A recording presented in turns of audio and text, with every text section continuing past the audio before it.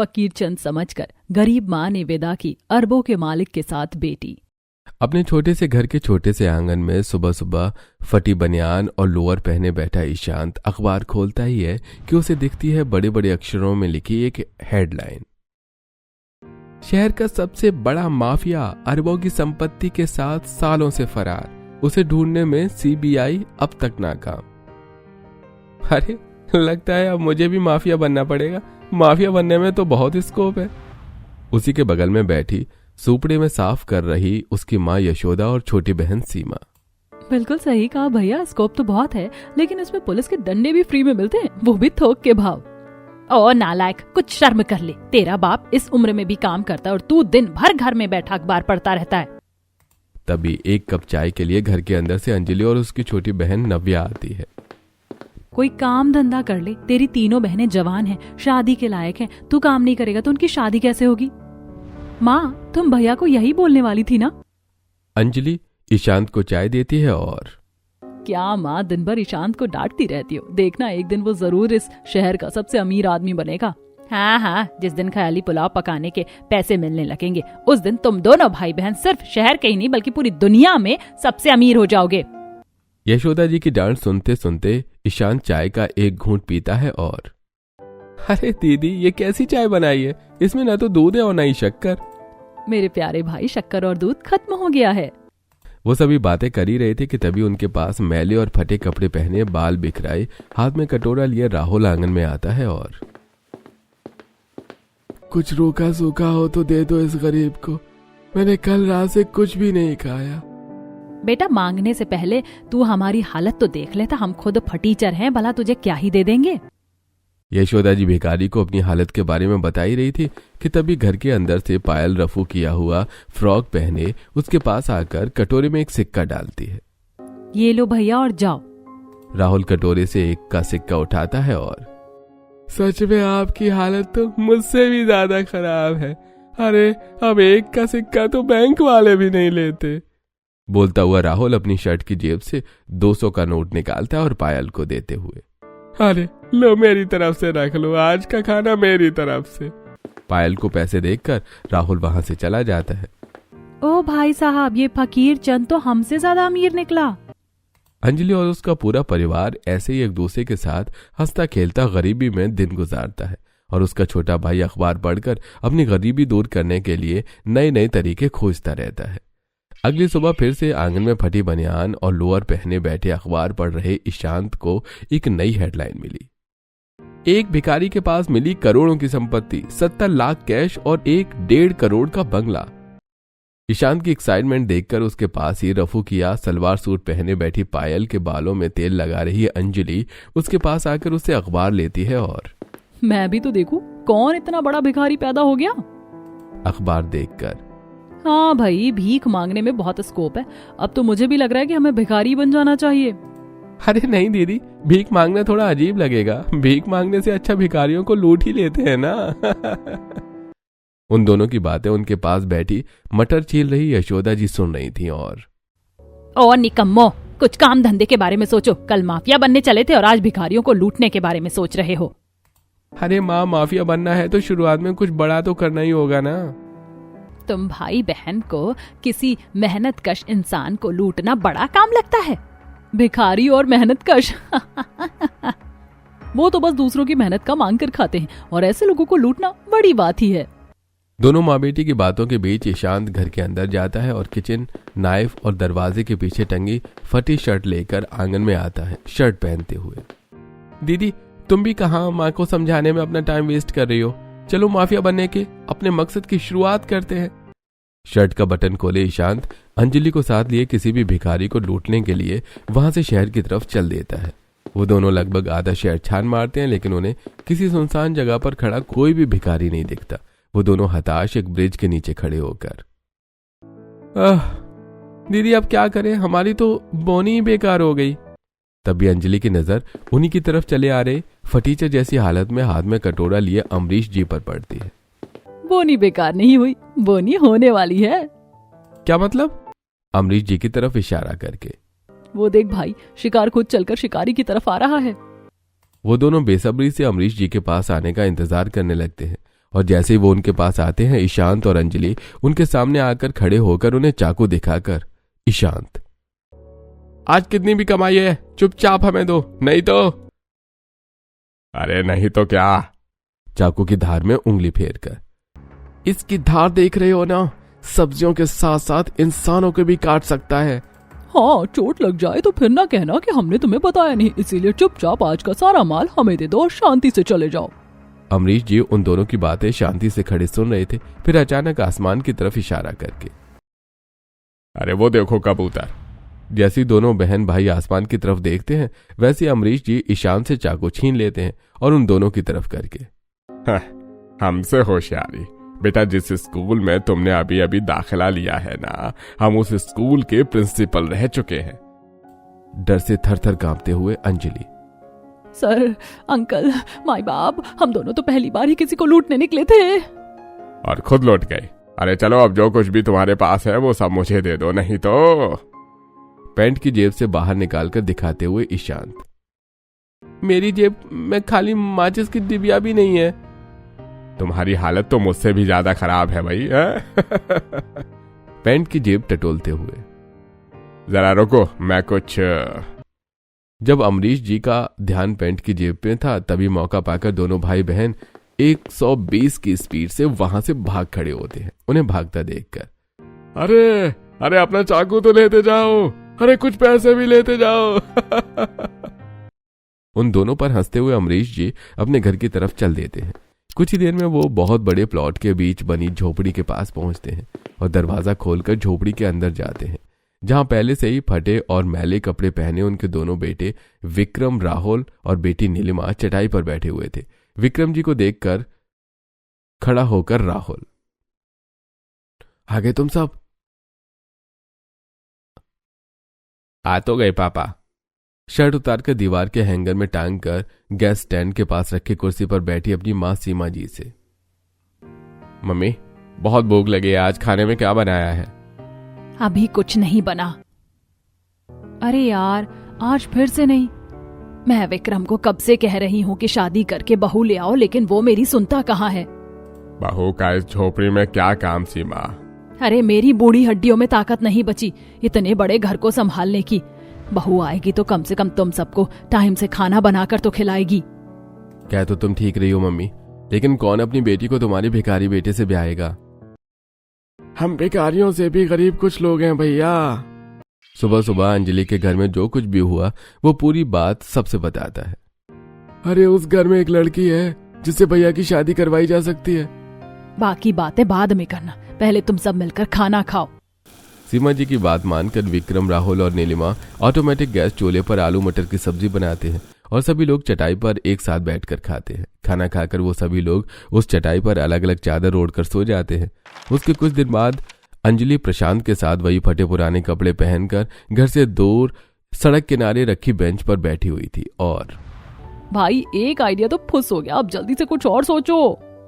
कल के सदमे से उबर जाऊं उसके बाद कुछ सोचूंगा। वो दोनों बात कर ही रहे थे कि तभी फकीर चंद हालात में उनके पास से गुजर रहे अमरीश जी, विक्रम और राहुल की नजर उन पर पड़ती है। राहुल और अमरीश जी उन्हें पहचान जाते हैं। विक्रम को साथ लेकर वो उनके पास जाते हैं और, अरे तुम दोनों यहाँ बैठे, अब किसे लूटने का प्लान बना रहे हो? ईशांत और अंजलि अमरीश जी को पहचान जाते हैं। अचानक अमरीश जी को अपने सामने खड़ा देखकर विक्रम घबरा जाता है। किसी को नहीं भैया, अंकल, दादा। लेकिन अंजलि शांत रहती है और, हम दोनों भाई बहन तो बस ऐसी बातें कर रहे थे। पापा, आप इन दोनों को कैसे जानते हो? अरे ये दोनों वही तो हैं जिनके बारे में मैंने बताया था। और क्या तुम भी इन्हें? पापा ये वही गरीब लड़की है जिसके घर में एक दिन 100 रुपए दे आया था। उन तीनों को एक जैसे गेटअप में देखकर ऐसा लगता है जैसे तुम तीनों एक ही परिवार के हो। हाँ, मैं हूं अमरीश और ये है मेरे बेटे विक्रम और राहुल। राहुल को देखकर ईशांत को याद आता है कि उसने पायल को 100 का नोट दिया था। भाई बुरा ना मानो तो एक बात पूछूं? हाँ पूछो। भीख मांगने में ज्यादा स्कोप है क्या? हाँ स्कोप तो है, इसलिए तो ये हमारा फैमिली बिजनेस है। वो आपस में बातें कर ही रहे थे कि तभी उनसे कुछ दूर एक कार आकर रुकती है। Come on boys, back to work. गरीब को 10 रुपया देना बाबा। भगवान तेरा भला करेगा। बोलते वो तीनों कार की तरफ चल देते हैं। कुछ देर बाद ईशांत और अंजलि भी वहां से उठकर अपने घर वापस आ जाते हैं, अपनी तीनों छोटी बहनों सीमा, नव्या और पायल के साथ। मम्मी यशोदा और पापा जितेंद्र जी को गहरी चिंता में डूबा हुआ बैठा देखकर। क्या हुआ माँ, तुम्हें किस बात की टेंशन है? जिसकी 3 जवान बेटियां घर पर हो और घर में खाने को 2 वक्त की रोटी ना हो, उसे भला और किस बात की टेंशन हो सकती है? तुम भी ना माँ बेवजह परेशान होती हो। अंजलि यशोदा जी के पास जाकर बैठ जाती है और माँ क्यों ना मैं एक भिखारी से शादी कर लूं, तुम्हारी थोड़ी चिंता तो दूर हो जाएगी। अंजलि ये तो कैसी बातें कर रही है? हमारे इतने बुरे दिन भी नहीं आए हैं कि हम तेरी शादी एक फकीर चंद भिखारी से कर दें। उन्हें पता ही नहीं था कि कब उनकी पड़ोसन दुर्गा उनके पास आकर खड़ी हो गई और उनकी बातें सुन रही थी। अंजलि ने अपनी औकात के हिसाब से ही सोचा है। सही है ना जानकी आंटी, ना बारातियों के खर्चे की और ना ही लेने देने की चिंता। और आजकल लोगों ने भीख मांगना अपना फैमिली बिजनेस भी बना लिया है। कौन है वो लोग, मुझे भी तो मिलवाओ। उन सभी की बातें चल ही रही होती हैं कि तभी दहलीज पर अमरीश जी पहुंचते हैं और अरे रोखी सूखी हो तो इस गरीब को दे दो। अमरीश जी की आवाज सुनकर अंजलि दरवाजे पर जाती है। तुम मेरा पीछा करते हुए यहाँ तक आ गए, वैसे सही समय पर आए हो। अंदर आओ और चाय पानी पीकर ही जाओ। अंजलि हाथ पकड़कर अमरीश जी को अंदर ले आती है और सबके सामने खड़ा करके, यही हैं जो भीख मांगने का बिजनेस चला रहे हैं। इतना कहकर अंजलि फटाफट कोने में रखे मिट्टी के चूल्हे में बिना दूध और कम शक्कर की काली चाय बनाकर लाती है और अमरीश जी को देती है। ये कैसी चाय है, इसमें तो दूध है ही नहीं। ए भिखारी होके इतने नखरे मत दिखाओ, जो दिया है वो पियो और जाओ यहाँ से। चाय पीकर अमरीश जी वहां से चले जाते हैं। वहां से जाते हुए, अरे वैसे मैं इस लड़की को अपनी बहू बनाने के बारे में सोच सकता हूँ। अंजलि से अपने माँ बाप की हालत छुपे नहीं थे। उसे पता था कि वो उसकी शादी के लिए कितना परेशान रहते हैं। एक दिन आंगन में खड़ी अंजलि, मैं जानती हूँ कि मेरी शादी अमीर लड़के से नहीं हो सकती और मेरी शादी के लिए मम्मी पापा कितना परेशान रहते, इसीलिए मुझे ही कुछ करना होगा। अपने माँ बाप की परेशानी देखकर और अखबार में करोड़पति भिखारी के बारे में पढ़कर अंजलि भिखारी से शादी करने का फैसला कर लेती है। एक दिन जब अमरीश जी फकीरचंद बनकर उसके घर भीख मांगने आए तो उसने उनसे पूछ ही लिया, क्या तुम अपने बेटे की शादी मुझसे करोगे? अंजलि का इतना कहना था कि वहीं पास ही बैठी सुई धागे से साड़ी सिल रही यशोदा जी, ये कैसी बेटी पैदा कर दी मैंने, जिसके दिमाग में भूसा भरा है। लोग भिखारियों को कुछ रुपए देकर उन्हें खुद से दूर भगाते हैं और ये उनके घर बहू बनकर जाना चाहती है। वैसे तुम एक भिखारी से शादी क्यों करना चाहती हो? बस मेरी इच्छा है कि मैं भिखारी से शादी करूं। सवाल जवाब मत करो, तुम्हारा क्या फैसला है वो बताओ। मैं अपने घर में बात करके बताता हूँ। इतना बोलकर अमरीश जी वहां से चले जाते हैं और शाम को जब सभी लोग झोपड़ी में इकट्ठा होते हैं तभी अंजलि की कही बात दोहराकर, अरे भले ही वो गरीब है लेकिन बेबाक लड़की है। मैं तो चाहता हूँ कि वो इस घर की बहू बने। अगर वो घर संभाल सकती है तो मुझे उससे कोई परेशानी नहीं है। बात तो ठीक है, लेकिन अगर कभी उसके सामने सच्चाई खुल गई तो? अरे एक ना एक दिन सच्चाई तो सामने आएगी ही, बस ध्यान रहे वो दिन जल्दी ना आए। जिस तरह अमरीश जी ने अपने परिवार को कन्विंस किया, उसी तरह अंजलि ने भी अपने पूरे परिवार को एक भिखारी लड़के से शादी करने के लिए मना लिया। कुछ दिनों बाद शुभ मुहूर्त पर अंजलि के घर के आंगन में छोटे से मंडप में दुल्हन बनी अंजलि और दूल्हा विक्रम 7 फेरे ले रहे थे और उन पर दोनों के परिवार और पड़ोसी फूल बरसा रहे थे। कैसे माँ बाप हैं, भिखारी से अपनी बेटी ब्याह दी, ये भी नहीं सोचा कि वो ससुराल में क्या करेगी। वो भीख मांगेगी और उसके बच्चे भी। यशोदा जी उनकी बातें सुनकर भी चुप थी। 7 फेरे लेकर जब अंजलि विक्रम के साथ ऑटो में बैठकर विदा हो रही थी तभी यशोदा जी उसके पास आती हैं और, अंजलि बेटी, इस फकीर चंद के साथ विदा होने से पहले एक बार और सोच ले। लोग अभी से तरह तरह की बातें कर रहे हैं, आगे न जाने क्या होगा। माँ अब आगे जो भी होगा वो मेरी किस्मत। ऑटो में एक फकीर चंद के साथ अंजलि को उसका पूरा परिवार विदा करता है। ऑटो वाला कुछ ही देर में उन्हें विक्रम के घर के पास पहुंचा देता है। ऑटो से उतरकर अंजलि विक्रम के साथ झोपड़ी की तरफ जाती हुई, और कितनी दूर है तुम्हारा घर? मैं तो पैदल चलकर थक गई। बस कुछ दूर और। विक्रम के साथ अंजलि कुछ देर बाद झोपड़ी की दहलीज पर पहुंचती है और वहां पर चावल का कलश और बाकी के घर वालों को न देखकर, माँ ने तो कहा था कि मेरा ससुराल में पहला कदम चावल का कलश गिराकर रखूंगी, लेकिन यहाँ ना तो कलश है और ना ही मेरे ससुराल वाले। वो क्या है ना, मेरे मम्मी पापा के पास ऑटो के पैसे नहीं थे, इसलिए वो पैदल ही आ रहे हैं। तुम अंदर चलो, रस्में बाद में कर लेंगे। ये लोग इतने गरीब हैं क्या? कहीं जल्दबाजी में मैंने गलत फैसला तो नहीं ले लिया? सोचती हुई अंजलि विक्रम के साथ अंदर जाती है। वो अंदर पहुंचकर गैस स्टैंड के पास जाती ही है कि तभी आपका हमारे इस गरीब खाने में स्वागत है भाभी जी। नीलिमा की आवाज सुनकर जैसे ही अंजलि पलटती है तो देखती है कि विक्रम के साथ उसका पूरा परिवार खड़ा है। अरे आप सब अचानक यहाँ कैसे?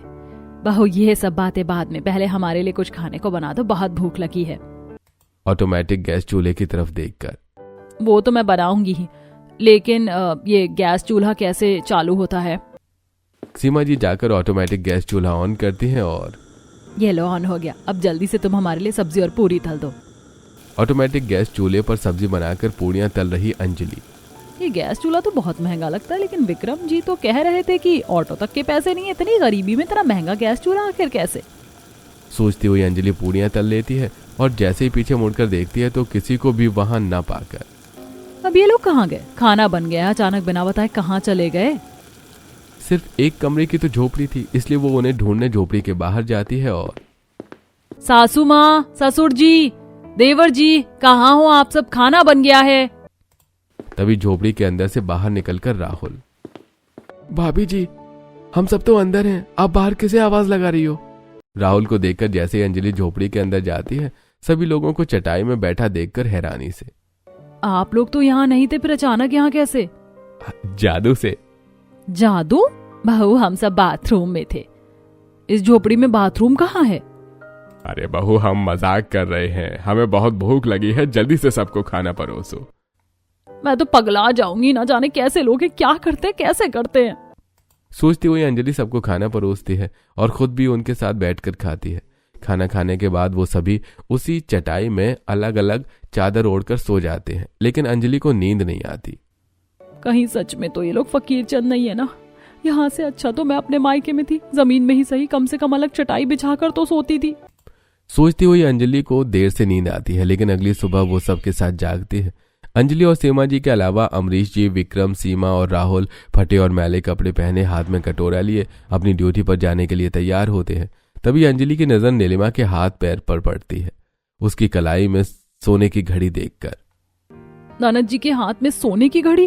अरे नहीं भाभी, सोने की घड़ी नहीं है, बल्कि सोने का पानी चढ़ा हुआ है। बोलती हुई नीलिमा दरवाजा खोलकर बाहर निकल जाती है। कल से देख रही हूँ ये लोग कितना अजीब बर्ताव कर रहे हैं, कहीं ऐसा तो नहीं कि ये लोग मुझसे कुछ छुपाने की कोशिश कर रहे हैं? अंजलि को शक तो होता है, लेकिन वो कुछ नहीं बोलती।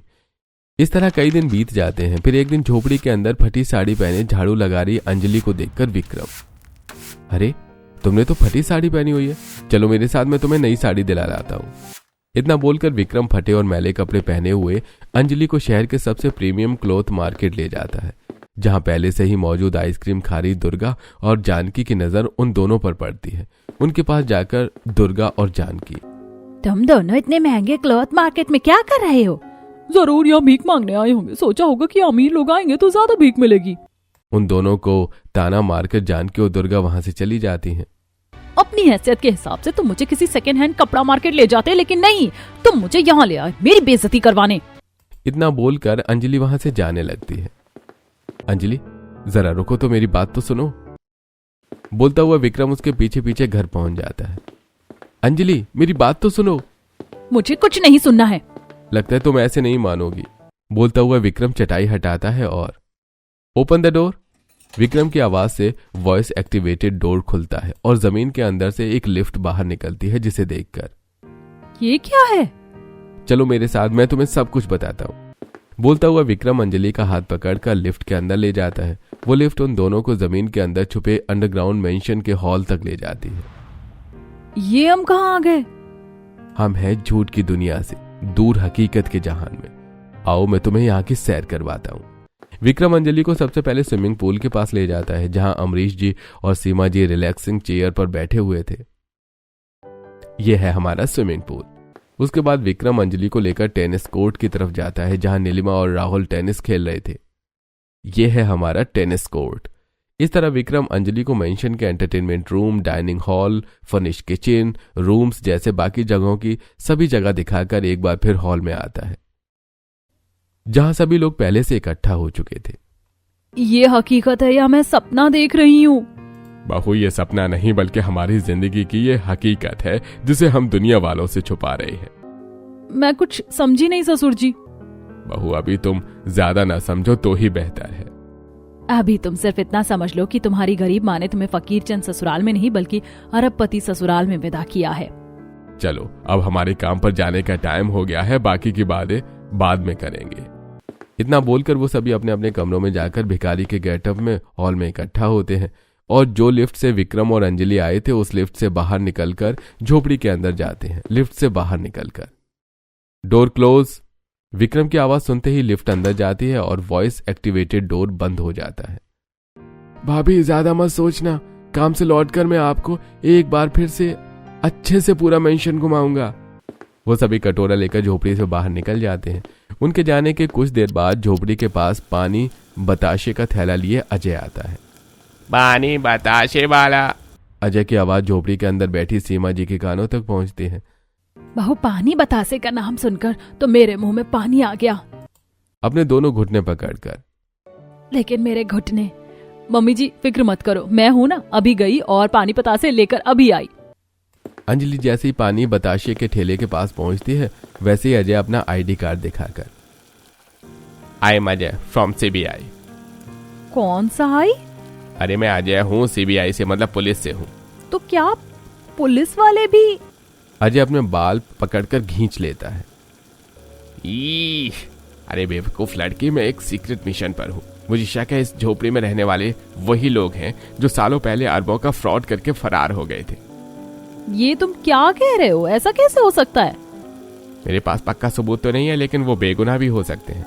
तो मेरी मदद करो, उनकी बेगुनाही का सबूत ला कर दो। मैं वादा करता हूँ उन्हें सजा नहीं होने दूंगा और फिर उन्हें छुप कर नहीं रहना पड़ेगा, नहीं तो उनका हमेशा हमेशा के लिए जेल जाना तो तय ही है। नहीं, मैं उन्हें जेल नहीं जाने दूंगी, उनकी बेगुनाही का सबूत ला कर दूंगी। मैं कल तुम्हें ब्रिज के पास मिलूंगा। अगर तुम्हें उनकी बेगुनाही का कोई भी सबूत मिलता है तो लेकर वहां पहुंच जाना। अजय की बात सुनकर अंजलि झोपड़ी के अंदर जाती है। क्या हुआ बहू, तुम खाली हाथ आ गई? मेरे पानी पतासे कहाँ है? अंजलि कुछ बोलती और गैस स्टैंड के पास जाकर खड़ी हो जाती है और शाम होने पर जब सभी लोग वापस आते हैं तब अजय की बात दोहराकर, मैं नहीं जानती सच क्या है झूठ क्या है, बस इतना जानती हूँ कि आप सब मुझसे झूठ नहीं बोलोगे। हम तुमसे बहुत ही जल्द अपनी हकीकत बताने वाले थे, लेकिन इस तरह बताएंगे ऐसा कभी नहीं सोचा था।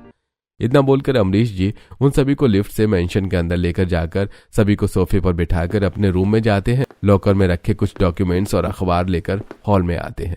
अंजलि को अखबार और सभी डॉक्यूमेंट्स दिखाकर, देखो बहू, हम कभी बहुत बड़े माफिया हुआ करते थे। शहर का हर एक बिजनेसमैन हमसे डरता था। हमारा एक साथी भी था, छोटा डॉन, वो अचानक बदल गया। बदला नहीं, बदलने का नाटक किया। उसके समझाने पर हमने जुर्म की दुनिया छोड़कर शराफत की दुनिया में लौटने का फैसला कर लिया और हमने खुद को कानून के हवाले भी कर दिया। और जब लूट की सारी दौलत सरकार अपने कब्जे में लेना चाहती थी तब सारी दौलत लेकर छोटा डॉन फरार हो गया और इल्जाम लगा हम पर। कुछ रुपए मैं शेयर और क्रिप्टो करेंसी में इन्वेस्ट करता था। उसी समय मुझे पता चला कि मेरा इन्वेस्टमेंट अरबों का हो गया है। हम बहुत डर गए, हमें लगा कि कहीं हमारी अरबों की दौलत हमसे छिन ना जाए, इसलिए हम अपनी सारी दौलत के साथ अंडरग्राउंड हो गए। आप सब बेगुनाह और अरबपति होते हुए भी भिखारी की जिंदगी कब तक जीते रहोगे? बहुत हो गया बहू, तुम ये डॉक्यूमेंट सीबीआई के हवाले कर दो, अब कानून ही हमारी बेगुनाही का फैसला करेगा। वो सभी डॉक्यूमेंट्स लेकर अंजलि अपने अगले दिन ब्रिज के पास उनका इंतजार कर रहे अजय के पास पहुंच जाती है। अंजलि से सारी डॉक्यूमेंट्स लेकर अच्छे से पढ़ने के बाद अजय, देखिए मैंने सारे डॉक्यूमेंट्स अच्छे से पढ़ लिए हैं और अब मैं इस नतीजे पर पहुंचा हूं कि इनकी अरबों की संपत्ति इनकी ही कमाई हुई है। तो अब वो बेगुनाह साबित हो जाएंगे ना? अभी नहीं, कुछ जांच बाकी है, उसके बाद ही वो बेगुनाह साबित होंगे। सीबीआई जांच के दौरान अमरीश जी का घर सील हो गया था, जिस वजह से वो अपने पूरे परिवार के साथ अंजलि के घर पर रह रहे थे। 6 महीने बीत जाने के बाद एक सुबह ईशांत हमेशा की तरह आंगन में सभी लोगों के साथ बैठा अखबार पढ़ रहा था। तभी उसे देखी फ्रंट पेज पर छपी हेडलाइन, जिसे वो जोर से पढ़कर सबको सुनाता है। अरे बरसों से चल रहे अरबों की झूठी धोखाधड़ी के केस में अमरीश और उसका पूरा परिवार बाइज्जत बरी। सुना बहू, मैं कहता था ना कि हम बेगुनाह हैं, आज ये बात साबित भी हो गई। अब हमारी अरबों की दौलत हमें वापस मिल जाएगी। मैं जिसे फकीर चंद समझकर अपनी बेटी विदा करने से डर रही थी, वो तो अरबों के मालिक निकले। कुछ दिनों के बाद अमरीश जी को उनका घर और उनकी सारी दौलत वापस मिल जाती है और फिर उन्हें किसी से छुपकर रहने की जरूरत नहीं पड़ती।